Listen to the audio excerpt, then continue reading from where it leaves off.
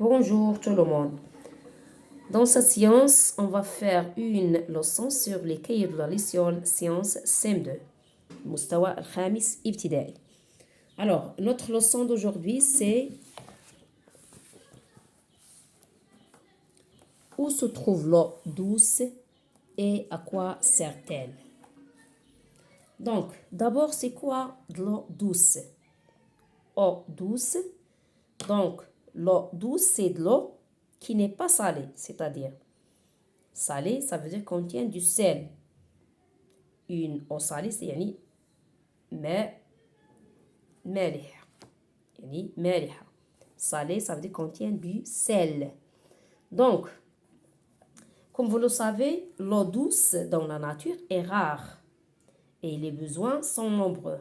Donc, il faut noter bien que il ne faut pas gaspiller de l'eau et il faut agir de telle façon à ne pas la polluer. C'est-à-dire, le gaspillage et la pollution, on doit les éviter. Donc, il ne faut pas gaspiller de l'eau et il ne faut pas la polluer. Et pour l'utilisation, bien les usages de l'eau douce, on peut citer par exemple l'eau douce. Qu'est-ce qu'on fait avec l'eau douce? Les utilisations. Donc, on peut boire, c'est sert à boire. Donc, l'eau douce, on la boit. On l'utilise pour laver des choses, pour se laver, pour arroser les plantes, pour donner à boire aux animaux, etc. Bien, alors je me demande, premièrement, coche les photographies qui montrent les sources d'eau douce dans la nature. Donc, d'eau douce, c'est-à-dire n'est pas salée. Eau douce. Donc, la première photo, il s'agit de la mer, donc c'est salé. Par contre, les trois autres, c'est une eau qui est douce, que ce soit d'une rivière, de puits ou d'autres sources, c'est une eau qui est douce. Bien, alors je vais cocher deuxième, troisième et quatrième photo qui montre une eau douce. B, à ton avis, que fait-on avec de l'eau douce? Pour qui est-elle essentielle? Alors bien sûr, j'ai dit que on peut laver, on peut se laver, on peut boire, on peut donner aux animaux à boire. Donc, il y en a, ou bien arroser des plantes. On peut l'utiliser dans des usines, et ainsi de suite. Donc, il y en a plusieurs utilisations de l'eau douce. Et pourquoi l'eau douce est-elle précieuse? Bien sûr, on va voir par la suite que, comme j'ai dit, l'eau douce est rare dans la nature, c'est pourquoi elle est très précieuse. Bien, alors je cherche. Écris un verbe sous chaque photographie pour indiquer à quoi sert l'eau douce. Alors je vais donner la réponse écrite à la fin de la séance. Alors ici, écris un verbe sous chaque photographie pour indiquer à quoi sert l'eau douce. Alors comme vous le voyez ici, c'est fabriquer du papier.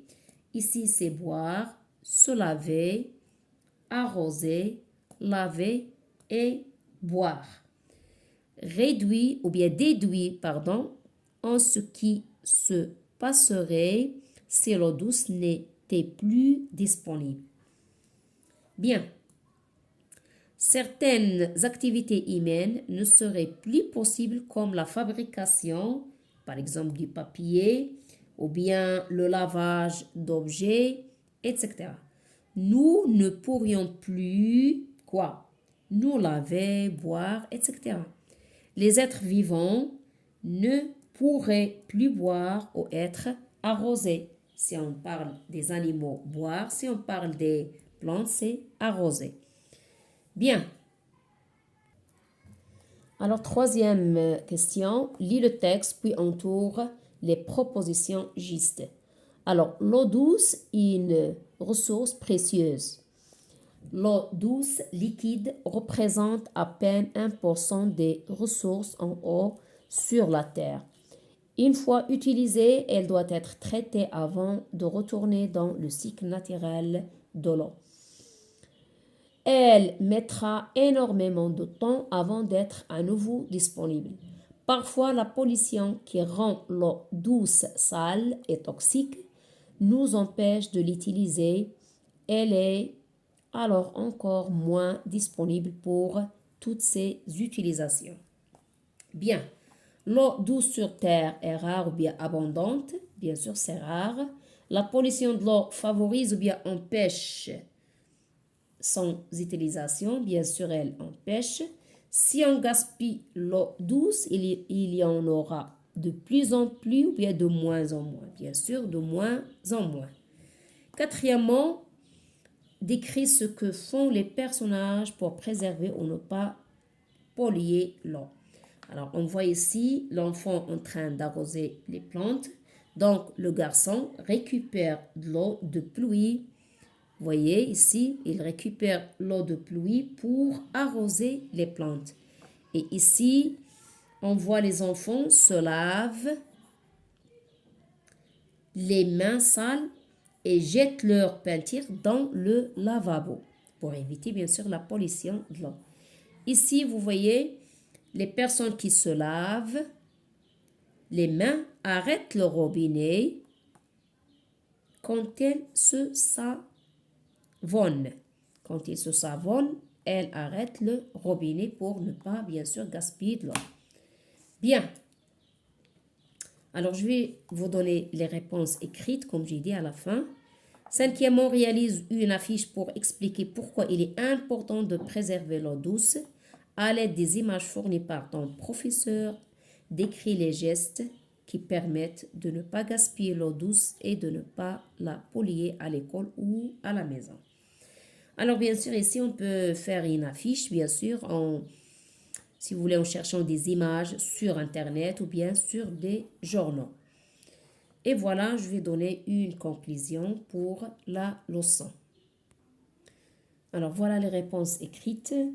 Alors ici, les sources d'eau douce, on a dit que c'est les trois dernières photos. Ici, vous avez fabriqué des papiers, boire, se laver, arroser, laver et boire. Ici, on a dit la fabrication des papiers, le lavage d'objets. Alors, nous ne pourrions plus nous laver, boire, etc.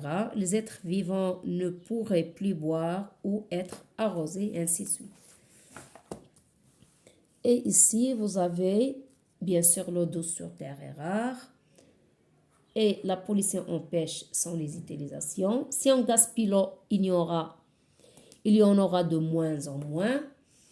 Voilà, le garçon récupère l'eau de pluie pour arroser les plantes. Les enfants se lavent les mains sales et jettent leur peinture dans le lavabo. Les personnes qui se lavent les mains arrêtent le robinet quand elles se savonnent. Et voilà, j'ai compris que l'eau douce est rare. Elle est nécessaire pour les êtres vivants et les activités humaines. Il est important de ne pas la gaspiller et de ne pas la polluer. Voilà, merci pour votre attention et à la prochaine séance, Inch'Allah.